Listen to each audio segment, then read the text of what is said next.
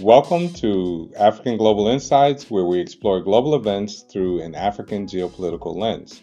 We connect the dots and cut through the noise to provide a pathway to solutions through greater understanding. Let's get to it. Western nations, particularly the EU and the US, have historically positioned themselves as champions of democracy, advocating for free and fair elections, free speech, the rule of law, human rights, all of this. This advocacy often manifests in foreign policy, such as supporting democratic transitions from non-democratic governments or imposing sanctions on authoritarian regimes. However, recent developments suggest that these nations do not adhere to these principles domestically. This raises questions about hypocrisy and the universal applicability of their Western-style democracy and their democratic models. Why do I say this? Let's get to it. So, in November of 2024 in Romania, there was an election. And the gentleman you see on your screen, his name is Colin Georgescu. And he was one of the candidates for president of Romania. He was only really thought that he would only get about 10% of the vote, but he did much better than that. He got 23% of the vote, and the next runner-up, I think, got a little over 19%. Now, he didn't get a majority over 50%, so there had to be a runoff. The runoff was scheduled for December 8th. Now, a little about Georgescu. Georgescu was seen as a far-right candidate. He was fairly conservative. He was labeled as anti-NATO and kind of anti-EU because he wanted to control the immigration coming into the country and, a number of other things. He was also labeled pro-Russian because he wanted peace and didn't want war in Europe at all. So the whole conflict with Russia and Ukraine, he wanted to try to bring that to an end, which did not sit well with the EU. So the EU, they were not too excited that he won this election and that he was going to be in the runoff. So 2 days before the runoff was December 8th, but December 6th, the Congressional Court in Romania canceled the elections. They didn't want the elections. People thought that this was odd and they were really taken aback by it. But apparently they were saying that, that there were maybe have been some irregularities, although it wasn't really clear what those irregularities were. But it was said that they were going to reschedule them. Now, of course, Georgescu, who won initially, was very upset about this, and so were the people that voted for him. But nonetheless, this is what happened, and the vote was annulled. Meaning, the vote was just canceled, and they were going to have a do-over. And this was according to the Constitutional Court.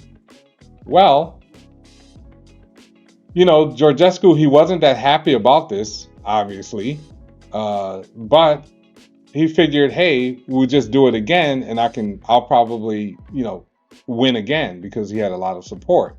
Well, didn't exactly go that way. Before that happened, he was detained. He was arrested and detained for a day, I think, and because they wanted to ask him some questions. People were alarmed at this, saying, what's really going on here? And nobody knew what was happening. So the investigation into Georgescu coincides with large-scale searches conducted at locations linked to mercenary leader Raju Portra, who leads the security team for Georgescu's campaign. Prosecutors uncovered a cache of weapons, assault ammunition, and over $1 million hidden in a safe. So apparently this was the reason. Now, I have no idea why they were going after a security guy, but this was their excuse. So they let him go. He answered questions. They let him go. And what happened next was they told him, hey, you can't run. You can't run for office. Sorry. So we're going to have another election and you won't be in it. And this caused, there were a lot of protests around this. Now, this is an election in which the people decided that he was going to be the president, at least in the initial election.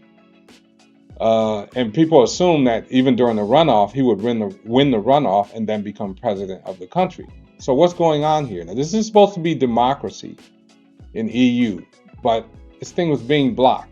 And there were a lot of questions, and a lot of people were upset, but it was still the Constitutional Court, or so we thought. But what he did was he appealed.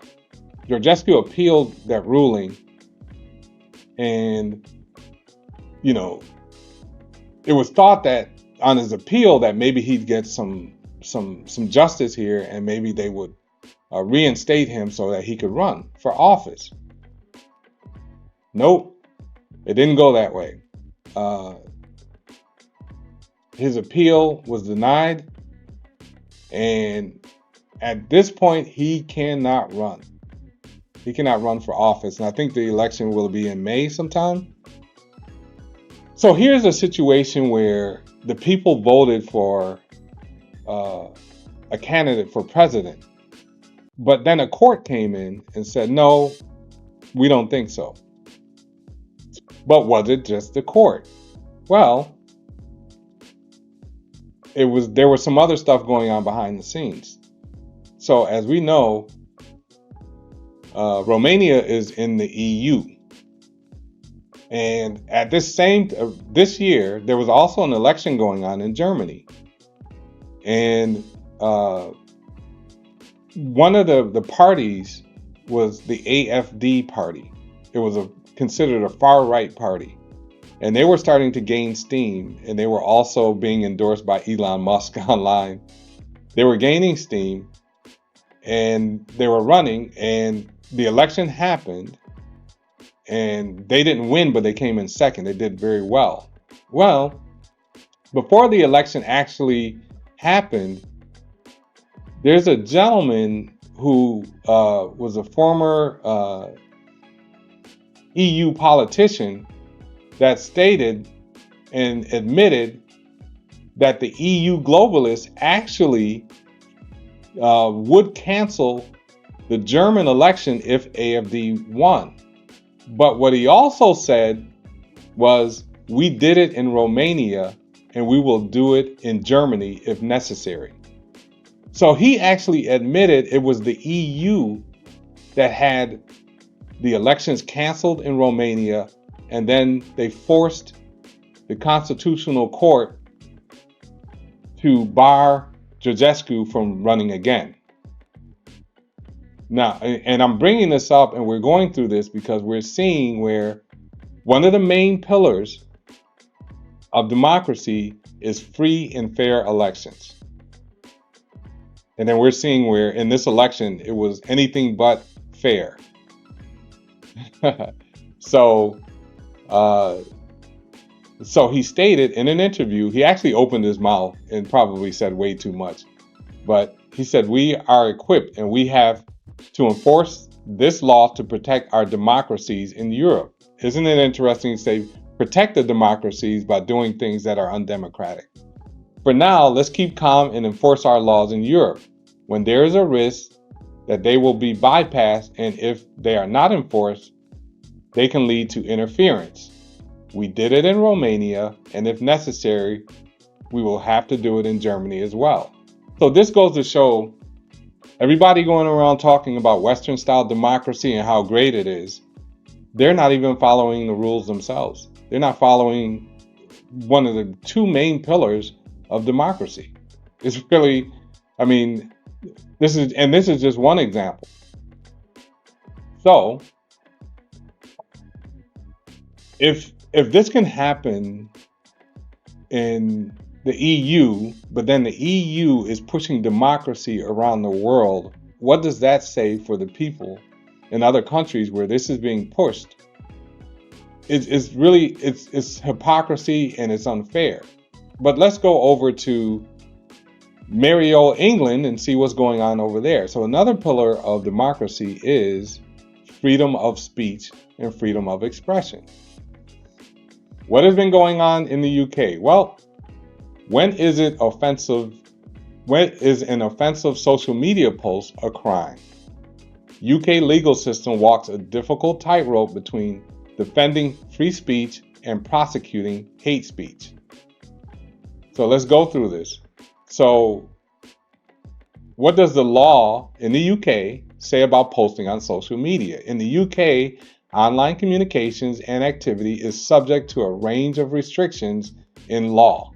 This includes Malicious Communication Act of 1988 and the Communications Act of 2003, both of which criminalize indecent or grossly offensive messages and threats. That's interesting. Anybody who's been on social media, there's a whole lot of indecent and grossly offensive posts on social media. Can you be arrested for offensive social media posts? For an offense to be committed under the Public Order Act of 1986, the language must be threatening, abusive, or insulting, and intended to or likely in all circumstances to stir up hatred. Journalists can fall foul of this act when reporting on extreme political statements. So now if you go threatening, abusive, or insulting. There's nothing on social media usually except for insulting and abusive comments for those who are on social media. So who gets to determine what is threatening, abusive, or insulting? It seems as though it's somewhat arbitrary. But the main thing with all of this is that they've criminalized what is supposed to be free speech.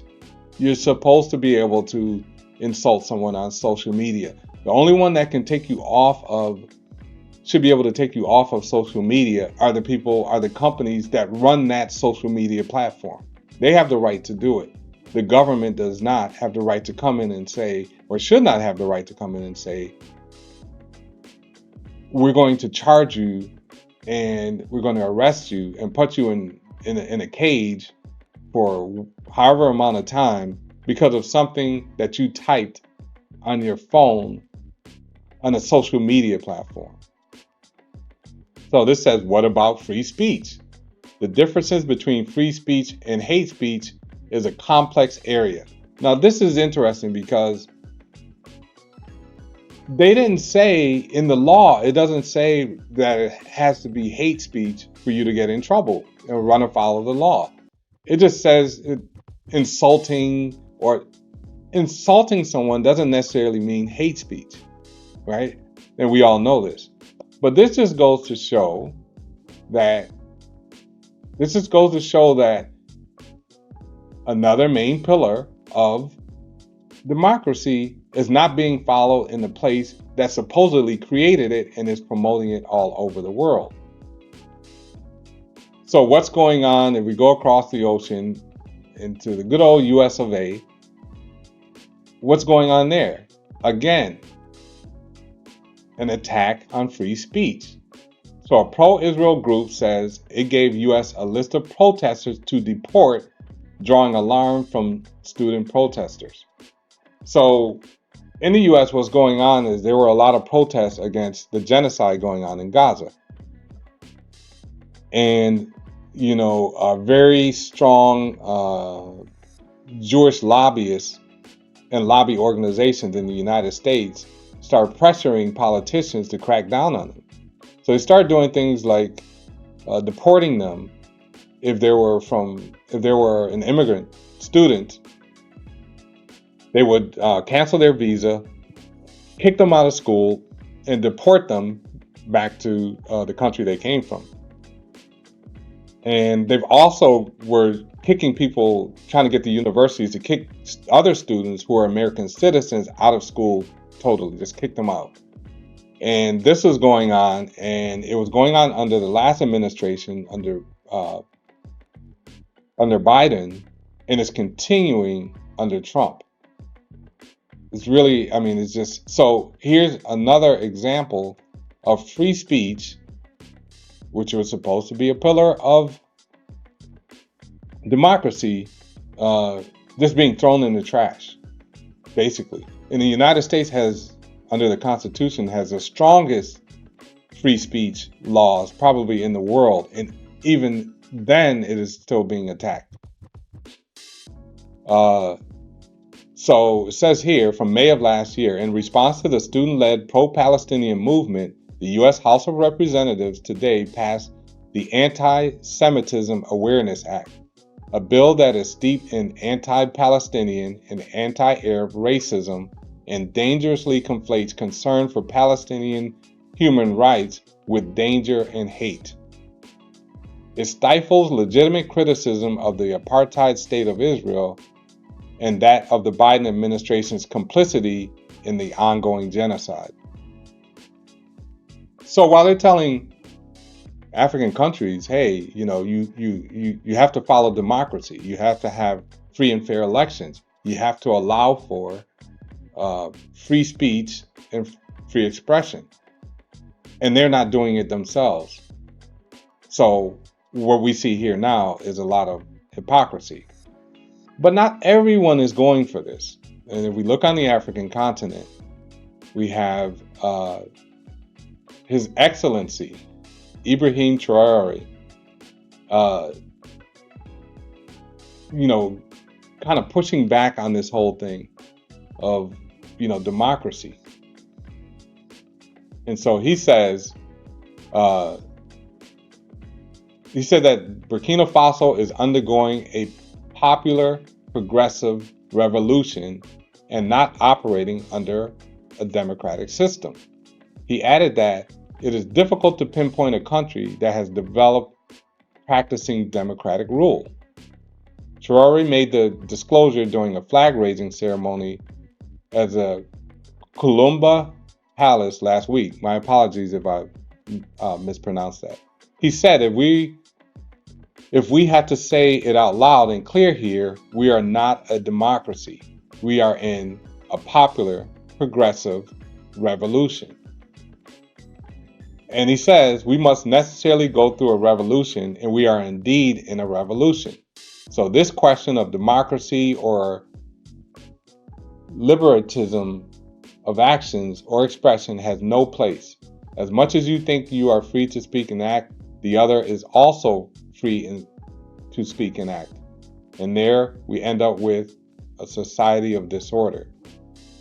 He criticized the notion that democracy is a prerequisite for development, saying, "It is false to believe any country has developed under a democratic system. It is impossible to name a country that has developed in democracy. Democracy is only the result, and meaning is only the result of a revolution." And this is key. So now we're seeing, our brother in Burkina Faso making it very clear, and I'm sure Niger and Mali are on board with this, and based on their confederation, has the same viewpoint. And so it's good to see that they're not being tricked by this, and they're not being tricked by this, you must have democracy. The reason that this is so egregious is because our children are being taught, as we were taught, that Western-style democracy was the best thing since sliced bread.